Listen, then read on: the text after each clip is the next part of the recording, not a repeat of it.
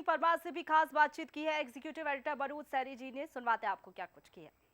शाजापुर में है जन आशीर्वाद यात्रा के साथ, और आज यात्रा में मुख्य रूप से अस्निवेशम पहुंचे केंद्रीय रेल मंत्री, पर यहाँ के विधायक सुजालपुर के विधायक इंदर सिंह जी है, जो सरकार में शिक्षा मंत्री भी है। इंदर सिंह जी, क्या देख रहे हैं, किस तरह का प्रतिसाद मिल रहा है?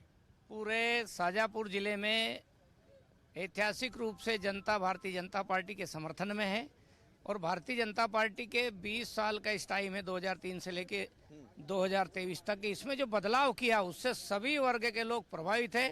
लाडली बहना प्रभावित है, किसान प्रभावित है, गरीब वर्ग प्रभावित है। जिस प्रकार से शिवराज सिंह जी चौहान की सरकार और देश के प्रधानमंत्री नरेंद्र मोदी जी की सरकार ने लोगों के जीवन में व्यक्तिगत बदलाव लाने की योजना लाई, गाँवों को बदलने की योजना लाई, और देश की सभ्यता और संस्कृति और विरासत को फिर से स्थापित करने का जो अभियान चला, उससे सारा समाज भारतीय जनता पार्टी के पक्ष में खड़ा हुआ दिख रहा है।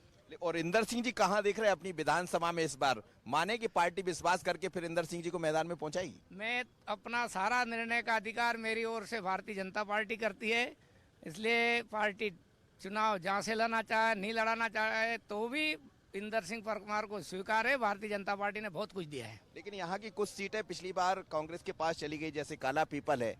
इस बार क्या आपको लग रहा है कांग्रेस भी उतनी सक्रिय दिखाई दे रही? थोड़ी देर पहले कमलनाथ भी ये कह रहे थे कि समझ आ जाएगा चुनाव में। देखिए, काला पीपल विधानसभा सीट वैचारिक रूप से भारतीय जनता पार्टी की है।